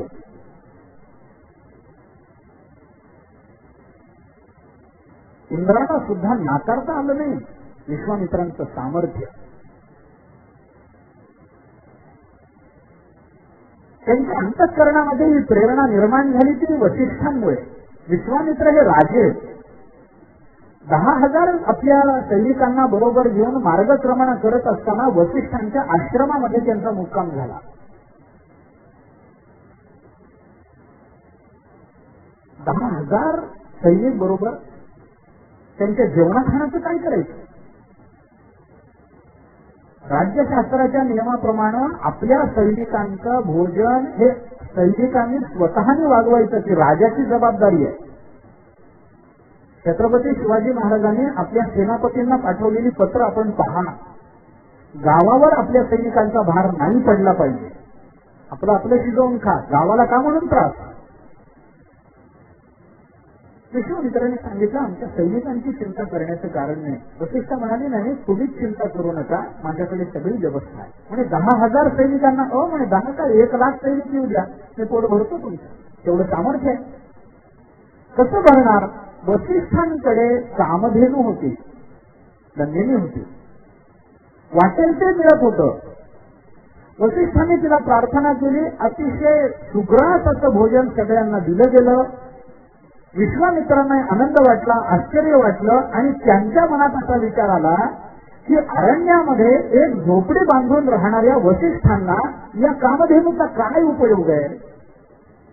याच्यापेक्षा मी ती कामधेनू नेली तर मला जास्त उपयोग आहे, मी राजा आहे. म्हणून त्यांनी वसिष्ठांना प्रार्थना केली. पहिल्यांदा विचारलं, मी कामधेनू घेऊन जाऊ. वसिष्ठ म्हणाले, नाही हा शब्द मी उच्चारू शकत नाही, मी उच्चारू शकत नाही. तुम्हाला पाहिजे असेल तर घेऊन जा, पण हे असं आहे की मी याचं दानही, या कामधेनूचं मी दानही तुम्हाला करू शकत नाही. मी तुम्हाला ही घेऊन जा असं म्हणू शकत नाही, कारण ती माझ्या आश्रयाला आलेली आहे. त्यामुळे मी तुम्हाला घेऊन जा म्हणू शकत नाही. दान कोणत्या वस्तूचं द्यावं याच्याकरता धर्मशास्त्र आहे. स्कंद पुराणामध्ये याच्याकरता एक स्वतंत्र प्रकरण आहे. नारद आणि अर्जुनाचा एक स्वतंत्र संवाद त्याच्यामध्ये आहे. कोणत्या वस्तूचं दान करावं, कोणत्या वस्तूचं करू नये याचे नियम आहेत. सामान्य वस्तूचं दान करता येत नाही, जी सर्वांच्या मालकीची आहे त्या वस्तूचं दान करता येत नाही, करू नये. माझं शेत मी कुणाला तरी दान करू शकतो, माझं घर मी दान करू शकतो, माझी शेतातली विहीर कुणाला तरी देऊ शकतो, पण गावचा पाणवठा कुणाला दान करता येतो? कोण करणार? कसं करणार? करायला शास्त्र परवानगी देत नाही. का? कारण पाणवठ्यावर गावातल्या सगळ्यांचा अधिकार आहे, ती एकाच्या मालकीची नाही आहे. कामधेनू मी देऊ शकत नाही, कारण आपल्या आश्रयाला आलेला एखादी व्यक्ती आपल्या आश्रयाला आली म्हणल्यानंतर आपण कुणाला तरी ती व्यक्ती सोपवू शकत नाही. आपली जबाबदारी आहे की माझ्या आश्रयाला आली ना, मी ती दान करू शकत नाही. तिला आश्रय देणं माझं कर्तव्य आहे. याचा अर्थ मी तिला आश्रय दिला म्हणजे तिच्यावर माझी सत्ता चालते असं नाही, मी दान देऊ शकत नाही. मग मी घेऊन जातो. वसिष्ठ म्हणाले विश्वामित्रांना, मी नाही म्हणतच नाहीये तुम्हाला, कामधेनूची जर इच्छा असेल घेऊन जा, घेऊन जा, माझं काही म्हणणं नाही.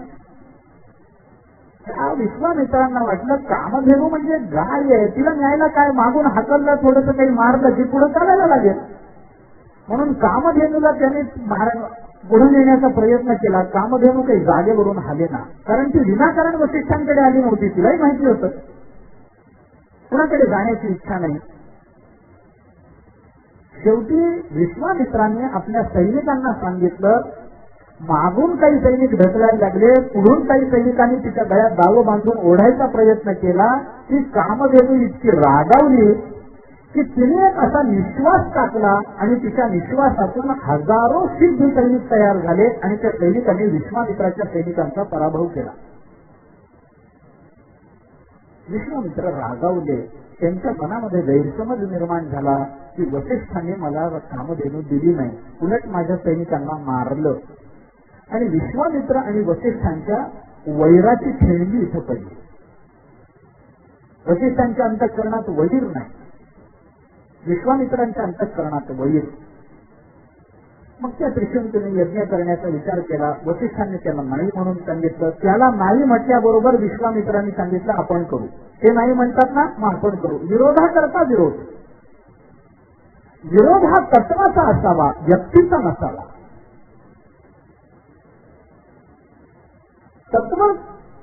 तत्वाच्या संबंधाने योग्य अयोग्य विचार मांडण्याचं स्वातंत्र्य जगात सगळ्यांना नाही. मला एखादं तत्व पटलं नाही, त्याच्या विपरीत माझं मत असेल तर मांडण्याचा मला अधिकार आहे. हा, ते तुम्ही स्वीकारावं की स्वीकारू नये हा अधिकार तुमचा, ते स्वातंत्र्य तुमचं. पण मत प्रदर्शन करण्याचा तरी मला अधिकार आहे का नाही? होतं असं की तत्वाचा विरोध अंततोगत्वा व्यक्ती द्वेषामध्ये परिवर्तित होतो आणि ती मनुष्य जीवनाची हानी असते. व्यक्ती द्वेषामध्ये त्याचं परिवर्तन होऊ नये.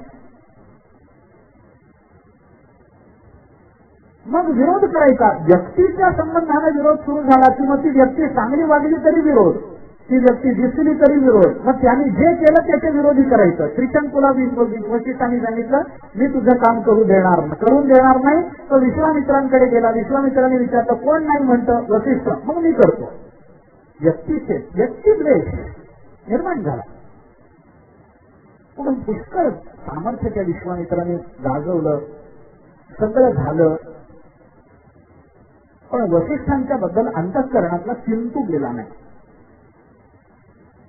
शेवटी विश्वामित्र राजर्षी पदाला प्राप्त झाले. वसिष्ठ ब्रह्मर्षी आहेत आणि विश्वामित्राच्या मनामध्ये हा सल राहायला लागला की वसिष्ठांना सगळे ब्रह्मर्षी म्हणतात, मला मात्र राजर्षी म्हणतात. शेवटी ब्रह्मर्षीपेक्षा राजर्षी एक पाऊल कमीच नाव.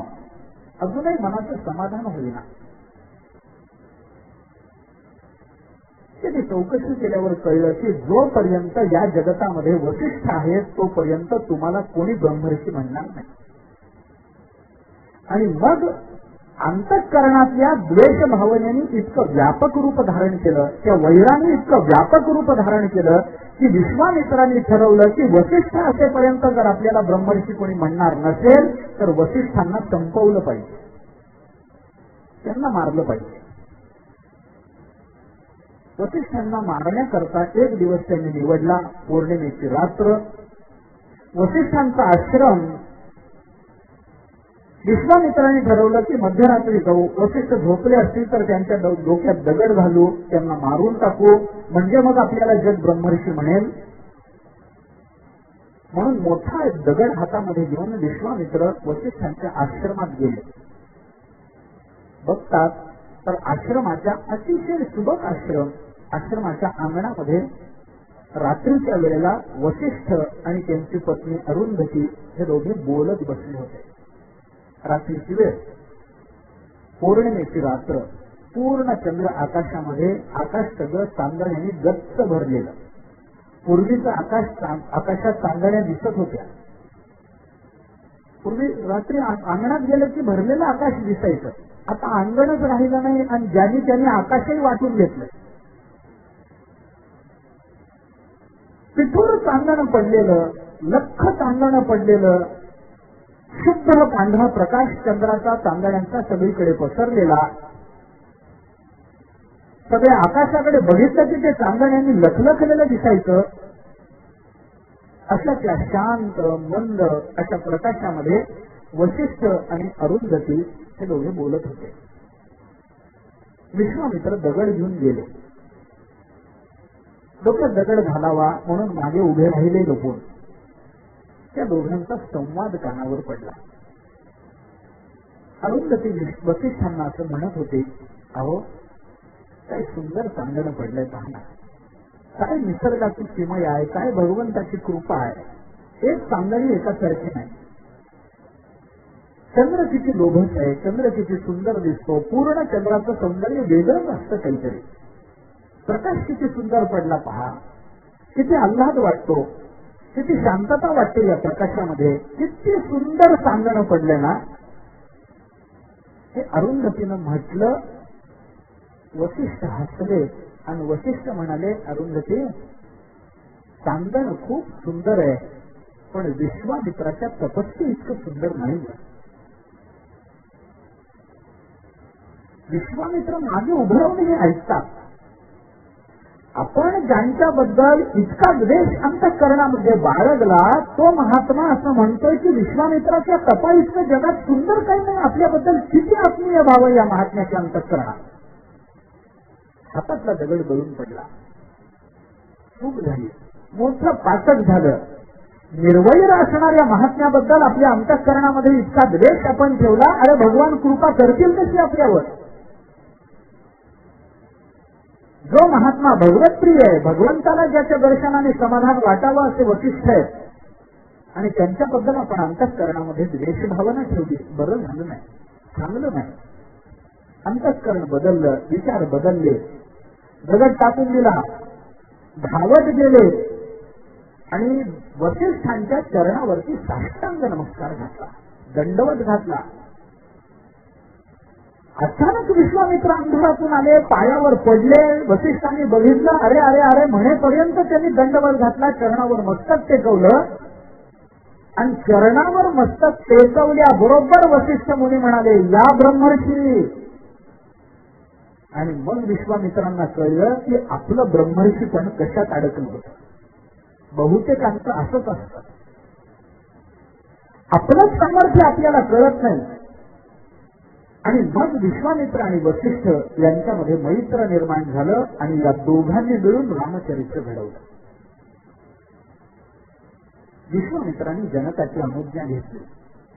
विश्वामित्र म्हणतात, जनका भगवत प्रेरणेने जे कर्म करणं मला आवश्यक होतं ते कर्म माझं करून झालंय. रामाला माझं शिकवून झालंय, अस्त्रविद्या देऊन झाली आहे, अस्त्र पण देऊन झालेली आहे. जगताच्या समोर रामाला पराक्रमी राम म्हणून मला समोर आणायचं होतं, मी आणलेलं आहे. एक तत्वचिंतक म्हणून मला रामाला तुमच्या समोर ठेवायचं होतं, मी ठेवलेलं आहे. दशरथाला रामचंद्र प्रभूंची ओळख करून द्यायची होती, मी करून दिलेली आहे. कार्तिकेला सुबाहूला वगैरे मारत असताना अनेक ऋषीमुनींच्या अंतःकरणामध्ये एक विश्वास निर्माण करायचा होता की आता राक्षस आपल्याला काही त्रास देणार नाहीत का, रामचंद्र प्रभूंचा अवतार झालाय. सज्जनांच्या अंतःकरणामध्ये विश्वास निर्माण करणं, दुर्जनांच्या अंतःकरणामध्ये भीती निर्माण करणं, धर्माची प्रतिष्ठापना करणं, ज्ञानाचा उदय जगाला दाखवणं आणि अंततोगत्वा राम आणि सीतेची भेट करून देणं एवढं माझं काम होतं. माझं काम झालंय. आता मला निघू दे. जनकाने आनंदानं परवानगी दिली. विश्वामित्राचं हे काय गंमत आहे पहा. थोडं स्पष्ट बोलायचं झालं तर गुरु कसा असावा याचं उत्तम उदाहरण या प्रसंगामध्ये आपल्याला दिसतं. विश्वामित्राने रामाला घडवलंय. रामाच्या जीवनचरित्रातून, रामचंद्रांच्या जीवनचरित्रातून विश्वामित्र जर बाजूला काढले तर रामचरित्र कसं घडलं याची उत्तर आपल्याला सापडणार नाही. आणि सगळ्यात महत्वाचं म्हणजे विश्वामित्रांना आपण रामचरित्रातून बाजूला काढलं तर रामचरित्र रामालाच आवडणार नाही, काढता येणार नाही. विश्वामित्रांनी काय दिलं नाही रामचंद्रांना. बालपणापासून सगळं जीवन घडवलं. दशरथ राजे देत नव्हते तर दशरथ राजावर रागावून त्यांनी रामचंद्र प्रभूंना मिळवलंय. चिडलेत, रागावलेत, तुला कळत नाही म्हणाले, तू त्यांना बालक समजतोय असं म्हणाले, तुझ्या पोटी आलेलं तत्व तुला कळू नये काय, सगळं बोलले. जगताच्या समोर रामाची स्थापना त्यांनी केली. पराक्रमी राम. या अहल्येच्या उद्धारामध्ये सुद्धा त्यांनी तेच केलं.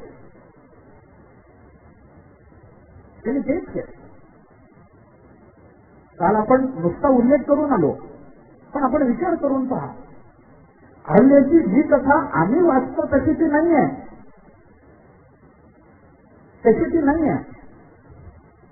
रामचंद्र प्रभूंनी पायाचा अंगठा लावला आणि मग त्या दगडाची बाई झाली असं नाहीये. इंद्राच्या अंतःकरणामध्ये अहल्येबद्दलचा निर्माण झालेला काम आहे.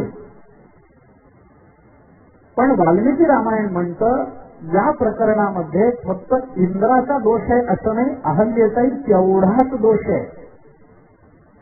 कारण इंद्राला अहल्येबद्दल काहीतरी वाटलं आणि तो गौतमांच्या अनुपस्थितीमध्ये आश्रमामध्ये आला.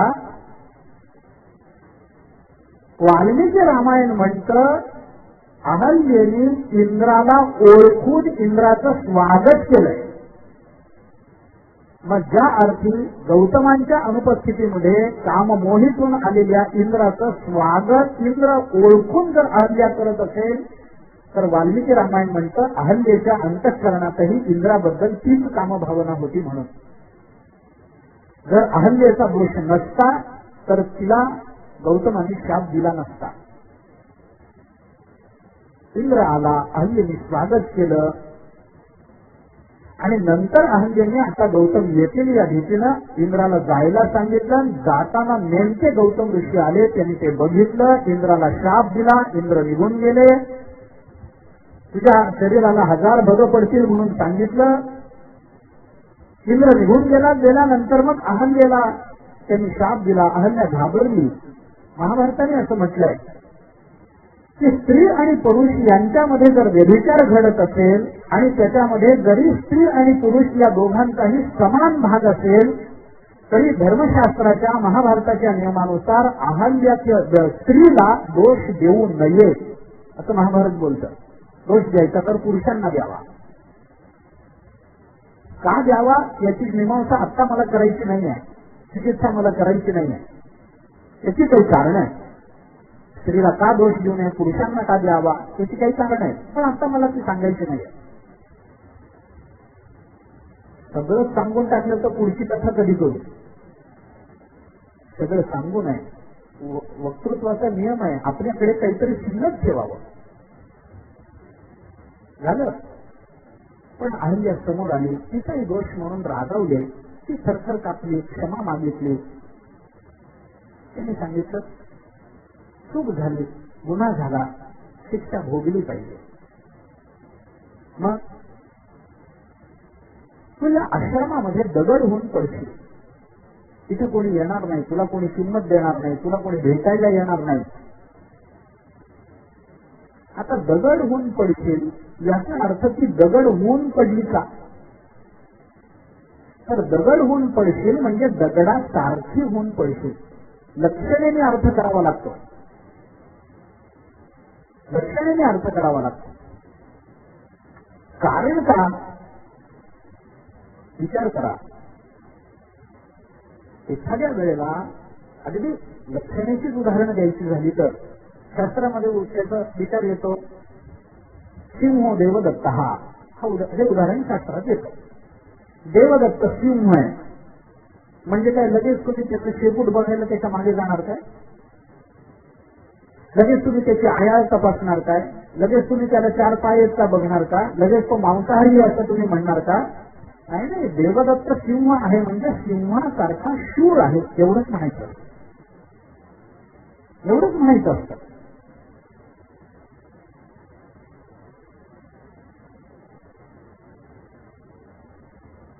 पण आपण लक्षणं करत नाही. वाच्यार्थानं बऱ्याच वेळेला अर्थ घेतो. एखादा बाप रागवून मुलाला जर म्हणाला गाढव आहे, याचा अर्थ त्यांनी लगेच उशीर द्यावं जावं काय? गाढव आहे म्हणजे काय? गाढवा सारखा आहे. गाढव जसं विचारहीन असतं तसा तो विचारहीन आहे. वाल्मिकी रामायण म्हणतात दगडा सारखी होऊन पडशील म्हणजे निश्चित होऊन पडशील. काही तुला कोणी येणार नाही. दगडाकडे जसं कोणी लक्ष देत नाही तसं तुझ्याकडे कोणी लक्ष देणार नाही. वाईट वाटलं. उष्टापाची मागणी केली. काय करू? त्यांनी सांगितलं ठीक आहे उष्टाप देतो. शेवटी माझीच पत्नी आहे. उष्टाप दिला. भगवान विष्णू ज्या वेळेला रामरूपामध्ये अवताराला येतील त्यावेळेला ते तुझा उद्धार करतील. झालं सांगितलं. इंद्राला शाप दिला, अहल्येला शाप दिला. म्हणजे जर रामायणातले शब्द सांगायचे झाले तर शापाचा उच्चार करताना गौतम ऋषी असं म्हणाले होते वातभक्षा निराहारा तप्यंती भस्मशायीने अदृश्या सर्वभूतानां आश्रमे अस्मिन् वसिष्यति शिलायाम आश्रमे तिष्ठ. या शिळेमध्ये या आश्रमामध्ये तू राहा. वातभक्षा. वातभक्षा म्हणजे फक्त हवा खाऊन राहायची. निराहारा तुला सेवन करायला काही मिळणार नाही. तप्यंती उन्हामध्ये तापत राहायची. आणि भस्मशाहीने मातीमध्ये पडलेली राहायची. माती उडेल तुझ्या अंगावर. अदृश्य सर्व भूतांना कोणत्याही भूतमात्रांना तू दिसणार नाही तिथून जाताना. आश्रमे अस्मिन या आश्रमामध्ये वसिष्यती इथंच राहा. कशी राहा? शिलायाम आश्रमे तिष्ठ. शिलायाम या शिळेमध्ये तू या आश्रमामध्ये राहा. आता शिळेमध्ये राहा म्हटल्यानंतर शिळा होऊन राहा असं कसं?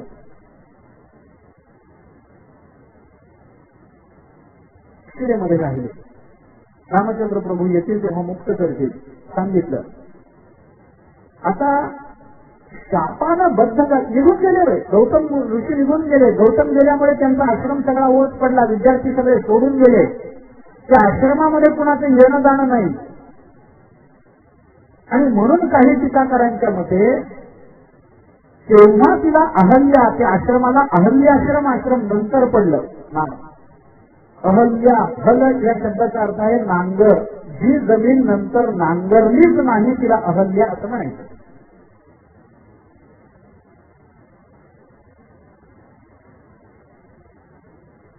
तिला आता सुटायचं होतं. शापातून बद्ध झालेली सुटण्याची आशा. कधी होतो आपण? राम येतील तेव्हा. मग आता ध्यास लागला राम कधी येतील, राम कधी येतील, कधी येतील. राम राम राम राम. दुसरा ध्यास नाही जीवनाला. कधी येतील, कधी सोडवतील. आपलंही जीवन तसंच नाही थोड्याफार फरकाने. पण आपल्याला तो ध्यास नाहीये. कधी येतील, कधी सोडवतील, कधी मला मुक्त करतील. अखंड त्यांचा ध्यास घेऊन अखंड राम राम राम राम असं तिथं चालू झालं. सारखं लवकर या देवा, लवकर या, लवकर या. आम्ही कधी बोलवलंय? उलट देव आला म्हणजे आम्हाला नको वाटतं. घेऊन गेला तर नको. अखंड ध्यास रामाचा, अखंड ध्यास. आणि मग विश्वामित्रांनी इकडे येताना रामचंद्र प्रभूंना सांगितलं, आता मी तुम्हाला एका विशेष आश्रमामध्ये नेतोय रामा तुला. काय आहे? मग त्यांनी ती सगळी कथा सांगितली. आणि मग विश्वामित्र म्हणाले, बघ आता या अहल्येला सोडवणं तुझ्या हातात आहे, तू काय करतोस बघ. विश्वामित्र असं म्हणाले नाहीत रामचंद्र प्रभूंना की हिला तू मुक्त कर, तुझ्या येण्याने ही मुक्त होणार आहे असा विश्वास आहे ना, पण हिला मुक्त कर अशी आज्ञा विश्वामित्राने दिली नाही. विश्वामित्र म्हणाले, रामा तुझ्यामुळे ती मुक्त होणार आहे, बघ काय करतो. असं का मी सांगितलं मुक्त कर म्हणून. मी विश्वामित्रांबद्दल बोलतोय त्याच्याकरता या कथेत मी थोडं मागे आलो. त्याचं कारण हे आहे की विश्वामित्रांना हे तपासायचं होतं की मी याला शस्त्रास्त्र दिली, हा योद्धा आहे हे कळलं, तो राक्षसांना घाबरत नाही याचा अर्थ हा शूर आहे हे कळलं, वसिष्ठांनी याला ज्ञान दिलं हा ज्ञानी आहे हे कळलं, ऋषी मुनींच्या अंतःकरणामध्ये आता आपल्याला काही भय राहिलेला नाही, हा विश्वास निर्माण करणारा हा आहे कळलं, सगळ्यांना आनंद देणारा आहे हे कळलं. पण इतके सगळे गुण असून जर अंतःकरणामध्ये करुणा निर्माण होणार नसेल तर हे गुण वाया जातील, म्हणून याच्या अंतःकरणात करुणा आहे का नाही. कारुण्यपूर्ण अंतःकरण असेल तरच भगवंताचा अवतार महत्वाचा आहे. भगवंतानी करुणाच नाही केली तर अवतार धारण करून उपयोग काय. विश्वामित्राने सांगितलं, बघ काय करतोस ते. रामचंद्र प्रभूंनी दगडाला पाय लावला नाही. वाल्मिकी रामायणाच्या नियमानुसार त्यांनी बघितलं इकडं तिकडं, राम राम राम असं चिंतन ऐकू येतं. दगडाला कान लावला, तिथून रामशब्द येतो हे कळल्यानंतर रामचंद्र प्रभूंनी तिथे रामचंद्र प्रभूंचं येणं झाल्याबरोबर आपोआपच अहिल्या प्रकट झालीच, पण तिला बद्धतेतून सोडवायचं होतं म्हणून रामाने पाय नाही लावला. वाल्मिकी रामायण म्हणतं रामचंद्र प्रभूंनी त्या अहल्येला पहिल्यांदा नमस्कार केला आणि त्यांच्या नमस्काराने ती मुक्त झाली. त्यांनी पाय लावला नाही, त्याने हात लावला नाही, त्याने ते बंधन सोडवलं नाही. अंतःकरणाची रुजुता काय आहे हे रामचंद्र प्रभू शिकवतात. आपण दुसऱ्यावर उपकार करणार आहोत ही गोष्ट खरी आहे. रामचंद्र प्रभूंच्या उपकाराने अहल्या मुक्त होणार आहे हे खरेल आहे, पण आपण तिला मुक्त करतो आहोत, आपण उपकार करतो आहोत म्हणून आपलं वर्चस्व गाजवायचं नाही. उपकार करताना सुद्धा एक नम्रता अंतःकरणात असली पाहिजे. ते रामचंद्र प्रभू आपल्याला शिकवतात. उपकार करावा. एखाद्या माणसाला पैसे द्यायचे, तो उपासले, त्याला 50 रुपये आपल्याला टेकवायचे हातामध्ये, तर घे खा कुठेतरी असं हिडीसपणाने त्याला बोलू नये. आदरानं प्रेमानं त्याला पैसे देऊन जर उपकार करता आले तर तो उपकार हा आपल्या जीवनामध्ये काहीतरी महत्वाचा ठरतो, भगवत कृपेला उपयुक्त ठरतो. रामचंद्र प्रभूने एकदम पाय लावला नाही, दगड फोडला नाही, त्यांनी नमस्कार केला. नमस्कार केला, अहल्या मुक्त झाली. प्रकट झाल्याबरोबर पुन्हा लक्ष्मणाने आणि रामाने तिच्या चरणावरती डोकं ठेवलं. कशा करता ते म्हणजे, अहो तुम्ही मला मुक्त केलं, तुम्ही मला का नमस्कार करता. रामचंद्र प्रभू म्हणाले, आई आम्ही तुम्हाला नमस्कार करतो याचं कारण आहे. गौतम ऋषी तपामध्ये नित्य रत असायचे. सर्व भूतमात्रांचं हित व्हावं याच्याकरता त्यांचं तपाचरण चालायचं आणि तप करत असताना त्यांचं कशाच कोणत्याच व्यवहाराकडे लक्ष राहायचं नाही. म्हणून त्यांचा व्यवहार चांगला व्हावा आणि त्यांची देखभाल चांगली व्हावी म्हणून ब्रह्मदेवाने स्वतःने अहल्येची निर्मिती केली आणि गौतमांना सांगितलं की तुम्हाला व्यवहार कळत नाही, तुमचं कशाकडेच लक्ष नाही, जेवत नाही, खात नाही, तुम्ही तुमची सेवा करता यावी म्हणून ही तुमची पत्नीने निर्माण केली आहे, तुमच्याकडे ठेवा. आणि मग अहल्या गौतमांच्या सेवेमध्ये रत राहिली. रामचंद्र प्रभू म्हणतात, ऋषींच्या सेवेकरता जिची निर्मिती झाली आहे आणि जिने आयुष्यभर ऋषींचीच सेवा केली आहे, तिच्या पाया पडायचं नाही तर काय करायचं. आम्ही नमस्कार केला. गौतम ऋषी तिथं आले, अहल्येची त्यांची भेट झाली. गौतम ऋषीने सांगितलं, ठीक आहे आता तू शापमुक्त झालीस, मी तुझा पुन्हा स्वीकार करतो. स्वीकार केला. आणि मग गौतमांनी रामचंद्र प्रभूंना विनंती केली की आम्ही पती पत्नी आहोत, तुम्ही आमच्या आश्रमात आलेला आहात, आम्हाला तुमचं पूजन करायचंय. रामचंद्र प्रभूंनी मान्य केलं. गौतम आणि अहिल्याने रामचंद्र प्रभूंचं पूजन केलं आणि ते पूजन घेऊन गौतम ऋषी आणि अहिल्या तिथून निघून गेले. रामचंद्र प्रभू पुढे गेले. हा विश्वामित्रांचा उपकार आहे हे मला सांगायचं. आदर्श गुरु कसा असावा याचं चिंतन या कथेत आपल्याला मिळतं. विश्वामित्रांनी इतकं दिलं. विश्वामित्रांनी जाहिरात नाही केली. बघा मी रामाला कसं घडवलंय, राम माझा विद्यार्थी आहे, माझा विद्यार्थी आहे असं सांगत नाही. बस निरीक्षपणाने त्यांनी व्यक्तिमत्व घडवलं आणि त्याच विरक्तपूर्ण अंतःकरणाने त्यांनी सगळ्यांना सोडून विश्वामित्र निघून गेले. अहो किती विरक्ती असावी. ज्या रामचंद्र प्रभूंबद्दल विश्वामित्रांच्या अंतःकरणामध्ये इतकं नितांत प्रेम आहे, आपण घडवलेलं व्यक्तिमत्व कायम आपल्या डोळ्यासमोर राहावं, त्याचं कर्तृत्व पुन्हा पुन्हा आपल्याला बघायला मिळावं अशी कोणाचीही भावना असेल तर जग त्याला दोष देणार नाही. पण विश्वामित्रांचा त्याग असा आहे, विश्वामित्र तिथून पुढे गेले, रामरायाच्या अभिषेकाकरता सुद्धा ते उपस्थित राहिले नाहीत. आणि सगळ्यात मोठी गंमत ही आहे की विश्वामित्र जेव्हा इथून सोडून गेले, याच्या पुढच्या रामचरित्रामध्ये विश्वामित्रांचा उल्लेखही सापडत नाही. अजून किती त्यागी जीवन असावं, अजून किती विरक्त जीवन असावं. आपण एखादा विद्यार्थी तयार केला तर आयुष्यभर आपण हे भोगत राहू. पण विश्वामित्र त्यागबुद्धीनं ते सगळं सोडून निघून जातात. विश्वामित्र तिथून निघाल्यानंतर दशरथाने सुद्धा त्यांची परवानगी घेतली जनकाची. जनक आणि आनंदांची परवानगी दिली. सगळं झालं. तिथून हे सगळे निघाले. सीता मातोश्रीला निरोप देताना मात्र जनकाचे डोळे भरून आले.